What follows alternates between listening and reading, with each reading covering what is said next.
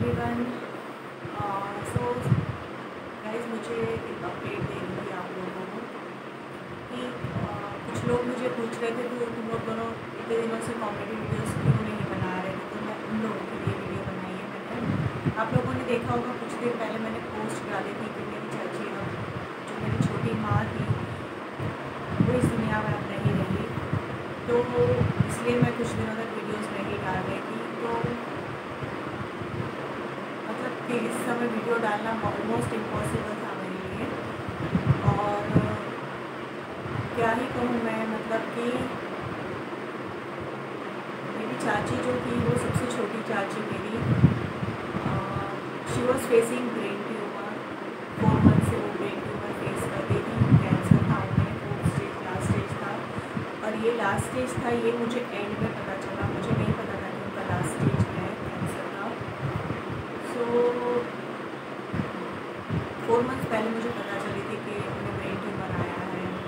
Operation हुआ उनका, तो सक्सेसफुल है ऑपरेशन। तो मैं उनसे मिलने भी गई थी और उन्हें देखकर मुझे थोड़ा सा शॉकिंग फील हुआ कि वो मेरी चाची इतनी अच्छी है कि कभी भी उसे कुछ नहीं हुआ और हमेशा से हंसती खिलखिलाती, खुद भी हमेशा हंसती रहती है, दूसरे से भी यही एक्सपेक्ट करती थी कि वो हमेशा हंसते रहे। सो थोड़ा शॉकिंग लग रहा था। फिर भी मैंने उनसे कहा था कि ठीक है चाची, सब ठीक हो जाएगा। अभी आजकल का एडवांस टेक्नोलॉजी, और मेरी नानी को खुद को कैंसर हुआ था, तो स्टिल शी इज़ अलाइव, उन्हें कुछ नहीं, मतलब अभी सब नॉर्मल है वो। तो मुझे लगा कि मेरी चाची भी शायद ठीक हो जाएगी। तो मैंने उनसे कहा कि चाची आप ठीक हो जाओगे, कुछ नहीं होगा आपको, बस ज़्यादा से ज़्यादा 6 मंथ्स की आपकी ट्रीटमेंट की शायद प्रोसेस होगी, सब ठीक हो जाएगा तब तक। 6 मंथ्स के बाद आप एकदम नॉर्मल हो जाओगे। तो मैंने कभी सपने में भी नहीं सोचा था कि 6 मंथ्स तो दूर की बात है, 4 मंथ्स में वो शायद हमारे साथ नहीं होंगे। और उनके जाने से 10-12 दिन पहले ही मैंने उनसे वीडियो कॉल पर बात की थी। तो वो बहुत ही हेल्दी और एकदम फ्रेश दिख रहे थे। तो मुझे लगा, उन्हें देखकर मुझे लगा कि अब शायद 2 साल तो इन्हें कुछ ही नहीं होगा, अब नाउ शी इज़ नॉर्मल। तो मुझे लगा, मुझे ऐसे खुशी हो रही थी थोड़ी सी, चलो अब सब ठीक हो जाएगा, चलो अच्छा है, अभी उनकी हेल्थ भी अच्छी। मेरी मम्मी भी उनसे मिलने गई थी, तो मैंने मम्मी को भी पूछा, मतलब अभी कैसा लग रहा है चाची को? मुझे बोला कि नहीं अभी ठीक है, बस थोड़ी थोड़ी अभी ऑपरेशन किया हुआ है, तो मतलब ऐसे रिकवरी आने में शायद टाइम लगेगा, मतलब ऐसे, क्योंकि मतलब कुछ लोग भूल जाते थे और मतलब ऐसे थोड़ा बहुत हाँ कॉम्प्लिकेशंस थी थोड़ी सी, पर ऐसे होते ना कि 6 मंथ्स में शायद सब ठीक हो जाएगा ऐसे।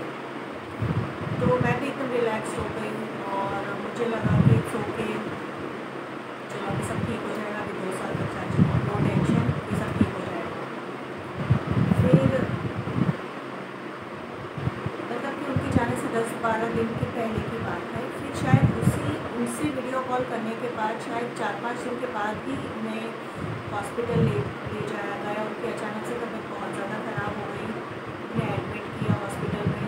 तो 1 वीक तक वो एडमिट रहे हॉस्पिटल में। मुझे पता ही नहीं था कि वो हॉस्पिटल में एडमिटेड है, अचानक उनकी तबीयत ख़राब हो गई है।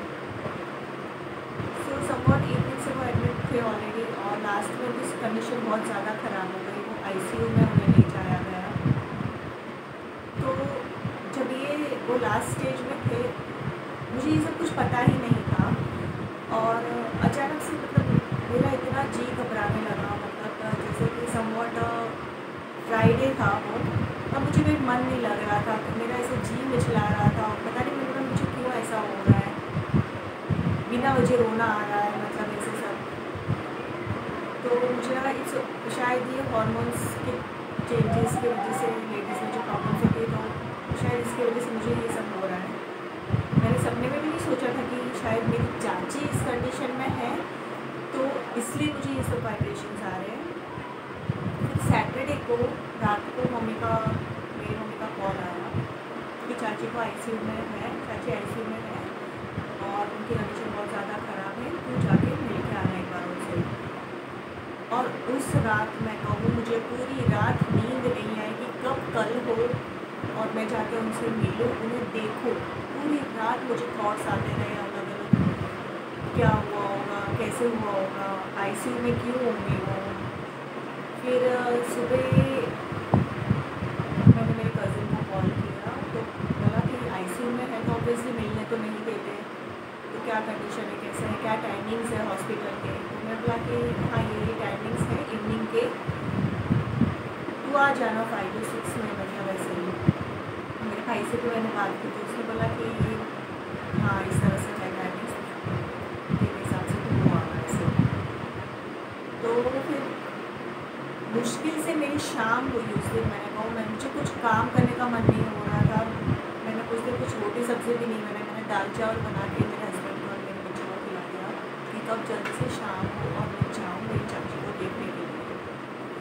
क्योंकि ऑपरेशन के बाद मैं उनसे एक बार मिली थी, तब तो उनका जस्ट ऑपरेशन हुआ था, मतलब ट्रीटमेंट चल रही थी उनकी सारी।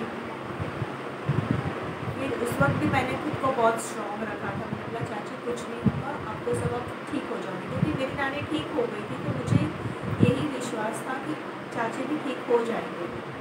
और अचानक ये सब पता चला कि बहुत ज़्यादा उनका ट्यूमर बढ़ गया है और वो आईसीयू में है, तो मुझे ज़्यादा ही घबराहट सी होने लगी। और फिर मुश्किल से मैंने खुद पे कंट्रोल रखा और मैं गई हॉस्पिटल। वहाँ पे मेरा कज़िन खड़ा था, मेरी चाची का लड़का बाहर खड़ा था हॉस्पिटल के, तो उसे देखकर भी मुझे एकदम से रोना आ रहा था। फिर मैंने थोड़ा कंट्रोल करने की कोशिश की, चाचा को भी मिली।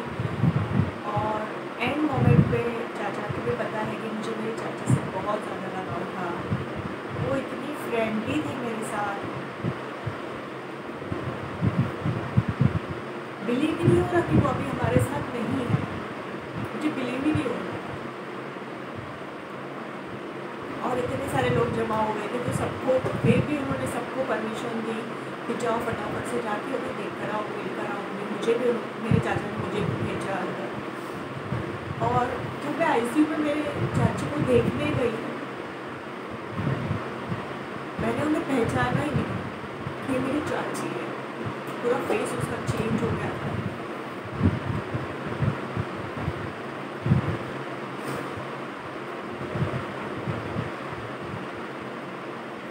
और उस वक्त आँखें भी उन्होंने बंद कर दी थी, उनकी बॉडी रिस्पॉन्ड नहीं कर रही थी। और दोस्त बहुत से लोग लाइन में खड़े थे, तो मैंने बस उनसे उनका फेस देखा, मुझे जो कहना था वो मैंने उनको कान में कहा। इधर मैं बाहर आ गई और पता नहीं इतनी घबराहट होने लगी कि मुझे ऐसे ही लगा कि शायद कल सुबह मेरी चाची नहीं होगी, मुझे नहीं लगता। और सच में ऐसा ही हुआ कि मंडे को सुबह फ़ोन आया मेरे पापा का कि अब चाची नहीं है।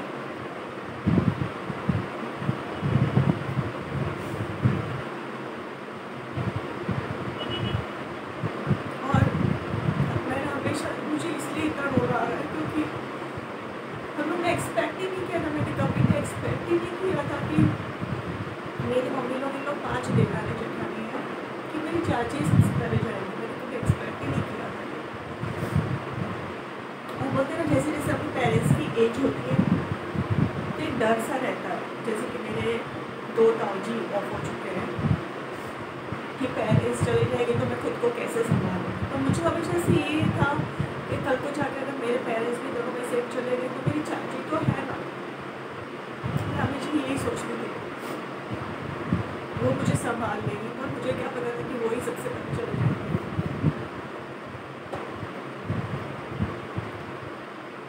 लेकिन उनके कर्म इतने अच्छे थे कि कैंसर फेस किया उन्होंने, ऑपरेशन, बस वो जो ऑपरेशन का दर्द था वो ही, बाकी उसे जो कैंसर, जो कैंसर पेशेंट्स होते हैं जो तड़प तड़प के मरते हैं, वैसे उनके साथ नहीं हुआ। उन्हें पता ही नहीं चल रहा था कि क्या दर्द होता है। इतनी भगवान की कृपा थी उन पर। अच्छा है उन्हें ज़्यादा मतलब भुगतना नहीं पड़ा। ये सब कैंसर का जो दर्द होता है, जो लोगों से, मैंने कई लोगों से सुना है कि जो ट्रॉमा से उन्हें पास होना पड़ता है, वो उन्होंने कुछ भी फेस नहीं किया क्योंकि उनके कर्म ही इतने अच्छे थे। भगवान की पूजा इतनी करते थे, बहुत अच्छे थे वो नेचर वाइज। मुझे नहीं लगता कि उसने कभी किसी का दिल दुखाया हो। बहुत ही अच्छे थे, सबका भला चाहने वाले थे। और जाते जाते उन्होंने सिर्फ एक बात सीखा है कि जी लो ज़िंदगी बहुत छोटी है, बहुत छोटी है ज़िंदगी। अच्छे कर्म करो, अपनी ज़िंदगी जियो और निकलो, बस ये सिखा के गए हमें जाते जाते।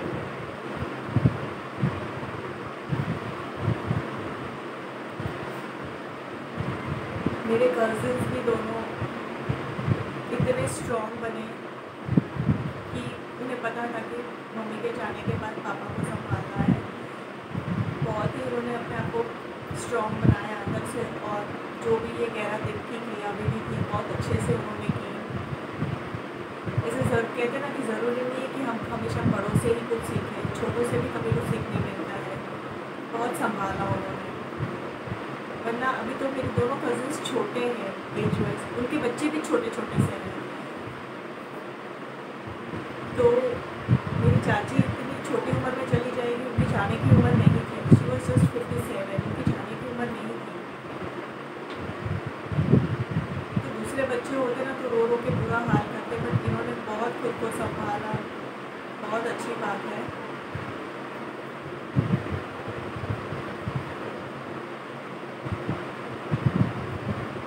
और तो क्या ही कहूँ मैं कि जब से मतलब कि वो गए तो जैसे एक कहते ना कि रोज़ कुछ उनके थॉट्स आते हैं, रोज़ थॉट्स आते हैं कि क्या हुआ उनके साथ अचानक, कैसे हो गई, क्यों हुआ ये अचानक। कहते हैं ना कि भगवान की मर्जी के बस किसी का नहीं चलता। जो मैंने हम बचपन से मैं ऐसे ही कहूँगी कि हम साथ रहे, साथ पढ़े, तो मुझे सब थॉट्स आते ही रहते, रिपीटेड थॉट्स आते रहते हैं कि कैसे मैं उनके साथ मैं उनके घर जाती थी, कैसे।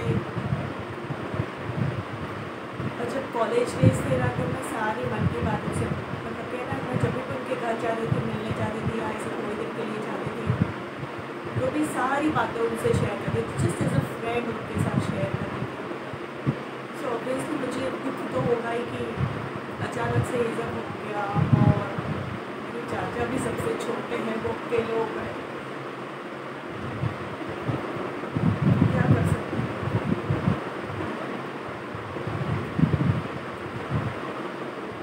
कि उस दौरान तो वीडियो बनाने की दूर की बात है, मतलब मैं सोच भी नहीं सकती, मुझे अभी बिलीव ही नहीं होता कि मैं अभी वीडियो डाल पाऊँगी कि नहीं। मुझे ऐसा लगता है अभी नहीं करनी मुझे ब्लॉगिंग कुछ नहीं। फिर मुझे कुछ मेरी फ्रेंड ने भी कहा कि अभी तूने यूट्यूब को एक अर्निंग सोर्स की तरह से लिया है, तो तू हिम्मत रख और फिर से वीडियोज़ डाल। मेरे हस्बैंड भी मुझे बोलने लगे कि तू आधी रात तक सोती नहीं है, सोचती रहती है, तो चल ब्रांचों का भी वेकेशन है तो वाटर पार्क जाकर आते हैं, तेरा भी थोड़ा सा माइंड फ्रेश हो जाएगा। तो बोला हाँ ठीक है चलो चलते हैं, पर मैं ब्लॉगिंग नहीं करूँगी, मैंने बोला। और बच्चे की भी खुशी, बच्चे का क्या कसूर है इसमें, लेकिन मेरा बच्चा इतना समझदार है। तो कोई बात नहीं मम्मी, अपन कहीं नहीं जाएंगे, नानी के साथ ऐसा नानी हम नहीं रहे तो कोई बात नहीं, इस वेकेशन में नहीं जाएंगे। बट ठीक है, फिर भी हम लेकर गए, थोड़ा माइंड फ्रेश भी हुआ, ब्लॉगिंग भी करने की मैंने कोशिश की, पर बहुत अच्छा वीडियो मैं नहीं बना पाई, इसलिए मैं वेरी सॉरी। ठीक है, मैंने ऊपर पर बनाया, मैंने खुश रहने की भी कोशिश की, क्योंकि प्रांशु जब भी मुझे सैड देखता है ना तो वो मेरे गोल गोल ही घूमता रहता है। तो मम्मी प्लीज़ तू रो मत, मम्मी प्लीज़ तू क्यों सैड है, मम्मी तेरा मुँह क्यों उतरा हुआ है। तो उसके सामने भी खुश रहने की कोशिश करनी पड़ती है, और ज़िंदगी है, हमें तो जीना ही है कैसे भी करके।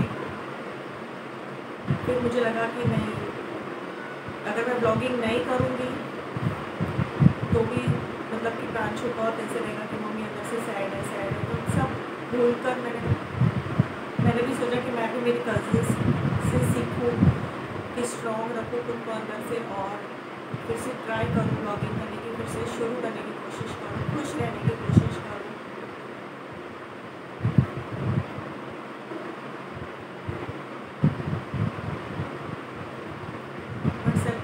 अच्छे लोग हैं ना, कहते हैं ना कि अच्छे लोग और अच्छे दिन बहुत जल्दी चले जाते हैं, दिल में सिर्फ यादें रह जाती हैं।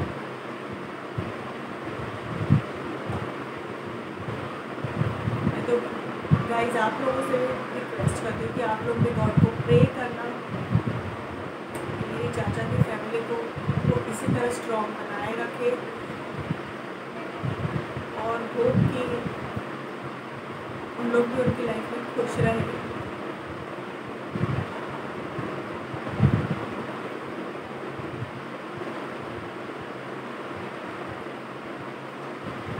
पर हाँ एक बात है, जब मेरी चाची को हॉस्पिटल से लेकर आए ना, तो गाइस आप बिलीव नहीं करोगे, उसका फेस इतना स्माइलिंग था हमेशा की तरह। ऐसे नहीं है कि जैसे कि आपने फ़ोटोज़ देखी हो कि मैंने डीपी में रखी थी, मैंने स्टेटस में रखा था, यूट्यूब पे भी पोस्ट किया था, तो जाने के टाइम भी उनका सेम स्माइलिंग फेस था, सेम स्माइलिंग फेस। इससे पता चला हमें ज़रूर सदगति मिली होगी, ज़रूर। मुश्किल से मैं ये वीडियो बना रही हूँ क्योंकि एक्चुअली मैं वाटर पार्क जाने से पहले ये वीडियो, जब उनकी गैर भी ख़त्म हो गई तभी मैं वीडियो बनाने वाली थी, बट बोलना शुरू करूँ तो मुझे रोना आ रहा था।